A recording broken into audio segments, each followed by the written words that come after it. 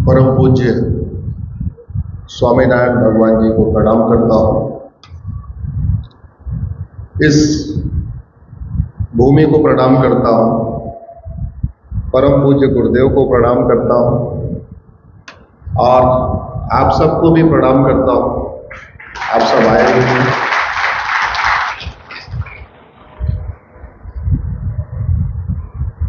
अभी कुछ दिन पहले गुरुदेव का आशीर्वाद मुझे दिल्ली में मिला, अक्षरधाम मंदिर में।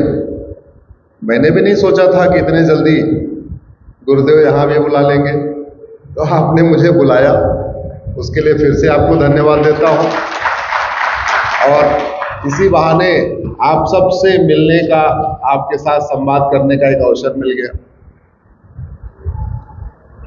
एक बार मेरे साथ बोलिए, भारत माता की, भारत माता की, भारत माता की।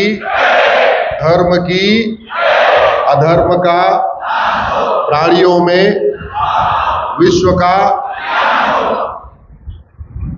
ये जो 4 वाक्य है ना,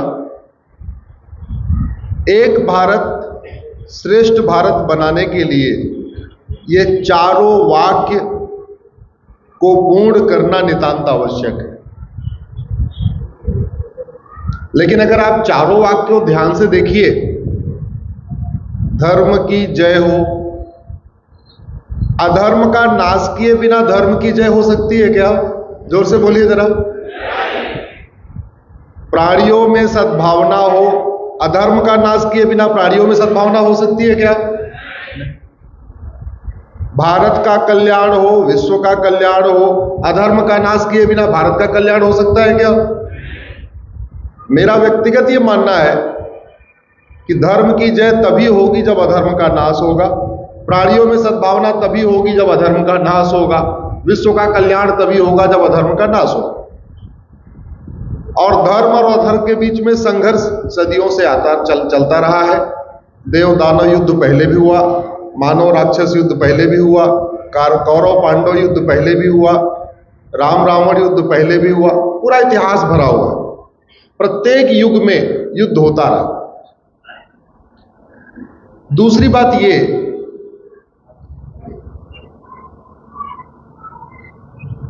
मानव निर्मित जितनी भी समस्याएं हैं, ये कोई भी लाइलाज नहीं है। जितनी भी समस्याएं इंसान के द्वारा से शुरू की गई हैं, ये सब का कुछ न कुछ इलाज है। और ध्यान से देखिए तो हम केवल और केवल मानव निर्मित समस्याओं से परेशान। हम किसी ऐसी समस्या से परेशान है क्या जो भगवान ने हमें दिया? जोर से बोलिए जरा। भगवान ने हमें कोई समस्या दिया ही नहीं, भगवान समस्या देते ही नहीं। भगवान तो हमेशा सुख देते हैं, शांति देते हैं, समृद्धि देते हैं, हमें कभी अशांति नहीं देते। तो जितनी समस्याएं हैं, चाहे वो घूसखोरी हो, जमाखोरी हो, मिलावटखोरी हो, कालाबाजारी हो, नशा तस्करी हो, मानव तस्करी हो, सोना तस्करी हो, नक्सलवाद हो, माओवाद हो, पत्थरबाजी हो, आतंकवाद हो, मजहबी उन्माद हो, अवैध निर्माण हो, धर्मांतरण हो, घुसपैठ हो, जो भी समस्या है, जितने अधर्म वाले कार्य हैं, इसको कौन करता है? मानव। और इसका मतलब ये लाइलाज तो नहीं है, इलाज है। अब एक भारत श्रेष्ठ भारत बने, इसके लिए जरूरी है धर्म की जय हो। तो धर्म की जय करने के लिए इतना भव्य मंदिर बना हुआ है, स्वामी जी, महाराज जी, सब लोग करते रहते हैं, सामने सामने बैठे हुए सब धर्म की जय कर रहे हैं। इसलिए हमने अपने लिए जो रास्ता चुना वो चुना अधर्म का। धर्म की जय हो, ये करना गुरुदेव का काम है, ये करना सभी गुरुओं का काम है। मेरा काम है अधर्म का नाश हो। अधर्म का नाश करने के लिए मंडे टू फ्राइडे मैं सुप्रीम कोर्ट और हाई कोर्ट में दौड़ता हूं। पहले यही काम करता था, लेकिन अब शनिवार रविवार के आपके बीच में रहता हूं।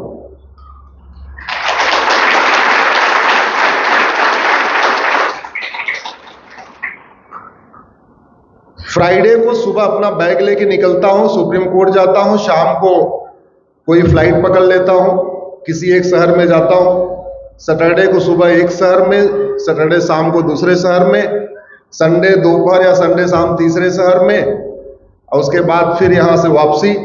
कल फिर यहां से जाएंगे, फिर मंडे टू फ्राइडे फिर सुप्रीम कोर्ट, और फिर अगले फ्राइडे फिर कहीं बाहर।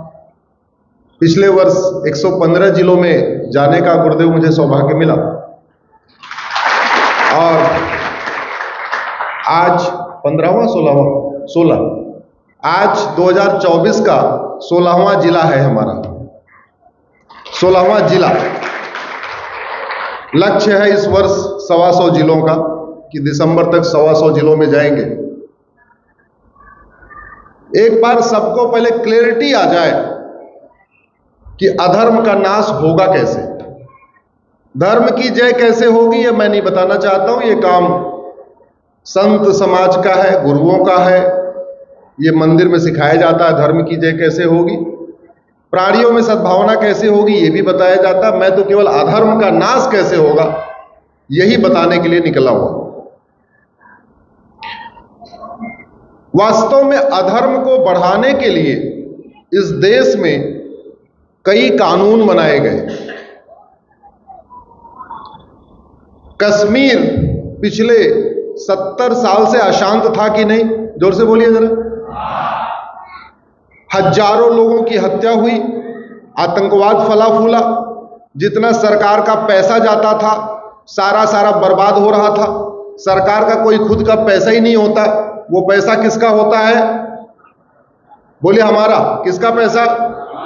अरे जीएसटी आप देते हो, इनकम टैक्स आप देते हो, रोड टैक्स आप देते हो, टोल टैक्स आप देते हो, वैट आप देते हो, टीडीएस आप देते हो। सरकार को कोई पैसा थोड़ी होता, सारा पैसा आपका होता है। तो आपका पैसा पानी की तरीके कश्मीर जा रहा था, बर्बाद हो रहा था। इसके मूल में क्या था? एक धारा, और वो कौन सी थी? 370 गई तो कश्मीर में शांति आई कि नहीं? आई कि नहीं? 370 जाने के बाद पलायन हुआ क्या? 370 के बाद आतंकवाद बढ़ा क्या? 370 के बाद बहन बेटियों के साथ बलात्कार हुआ क्या? एक धारा जिसने एक राज्य को बर्बाद कर रखा था। ऐसे कांग्रेस ने 50 और धाराएं बना रखी हैं। मैंने 2014 में 370 को चैलेंज किया, और मुझे खुशी है कि आप सबको पता है कि सरकार ने उसको खत्म कर दिया। ऐसे ही घुसपैठियों को बसाने के लिए कांग्रेस ने कानून बनाया, धर्मांतरण को प्रमोट करने के लिए कांग्रेस ने कानून बनाया, हिंदुओं को आपस में बांटने के लिए कांग्रेस ने कानून बनाया, मुगलों द्वारा तोड़े गए मठ मंदिरों को लीगलाइज करने के लिए कांग्रेस ने कानून बनाया। 50 और धाराएं हैं, जिसको कुछ को नेहरू जी ने बनाया, कुछ को इंदिरा जी ने बनाया, कुछ को राजीव जी ने बनाया, कुछ को नरसिम्हा जी ने बनाया, कुछ को मनमोहन सिंह ने बनाया। जैसे आज तक किसी की नागरिकता गई नहीं है, आज तक आपने सुना नहीं होगा किसी की नागरिकता गई हो। लेकिन घुसपैठियों को बसाने के लिए 1985 में एक धारा बनाई गई थी, उसको कहते हैं 6A, और एक झटके में उस 6A के जरिए असम में 60 लाख बांग्लादेशियों को नागरिकता मिल गई। बहुत चुपके से काम हुआ, पता ही नहीं चला। जैसे 370 चोर दरवाजे से आया था, वैसे ही वो 6A भी चोर दरवाजे से आया। हमने सुप्रीम कोर्ट में उसको चैलेंज किया है, 5 जजों ने उसकी सुनवाई कर लिया है, फैसला कभी भी आएगा।